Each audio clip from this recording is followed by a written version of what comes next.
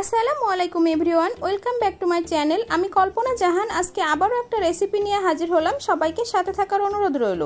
আজকে আমি বানাবো 1 কাপ চালের গুঁড়া দিয়ে দারুণ স্বাদের ডোসা। সকাল বিকালের নাস্তায় এই ডোসাটা রাখতে পারেন। এই রেসিপিটা কিন্তু সত্যি খুব সহজ এবং খেতে খুবই মজা।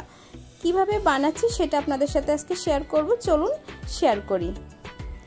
এখানে আমি একটা বোলের ভিতরে জাস্ট 1 কাপ চাউলের গুঁড়া নিয়ে নিচ্ছি, আর ঠিক সেম কাপেরই আমি 2 কাপ পানি দিয়ে দিব। খুব বেশি সময় লাগে না এটা বানাইতে। দেখুন আমি কিভাবে বানাচ্ছি।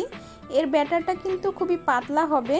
আমি এখন ব্যাটারটা ভালো করে একটু নাড়িয়ে নিচ্ছি এবং দেখিয়ে দিচ্ছি। এখানে আমি 1 চামচ লবণ দিয়ে দিচ্ছি, আর একটা বড় পেঁয়াজ কুচি দিয়ে দিচ্ছি, কিছু কাঁচামরিচ কুচি দিয়ে দিচ্ছি, আর 1 চামচ সয়াবিন তেল দিয়ে দিচ্ছি, আর 1 কোয়া লেবুর রস, মানে 1 চামচের মতো আর কি।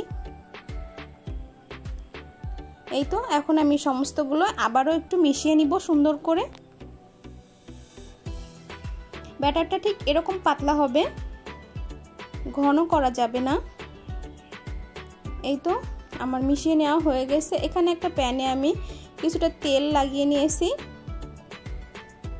সামান্য একটু তেল লাগিয়ে নিয়েছি এবং 2 চামচ করে ব্যাটার আমি দিয়ে দিচ্ছি।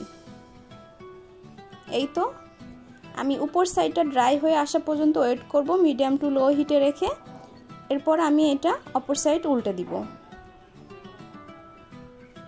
এই তো রেডি হয়ে গেল পারফেক্ট একটা ডোসা। এই ডোসাটা কিন্তু খেতে খুবই মজা হয়। আমি সেমভাবে আরও একটা দেখিয়ে দিচ্ছি। আমি সবগুলো একই রকমভাবে করে নিয়েছি। আমার ভিডিওটা কেমন লেগেছে সবাই কমেন্ট করে জানাবেন। আর যারা ইউটিউব চ্যানেল থেকে দেখছেন তারা আমার চ্যানেলটিকে একটু সাবস্ক্রাইব করে দিবেন, লাইক কমেন্ট করে দিবেন। আর যারা পেজ থেকে দেখছেন তারা একটু ফলো করে দিবেন। আর সবাই ভালো থাকবেন। আসসালামু আলাইকুম সবাইকে।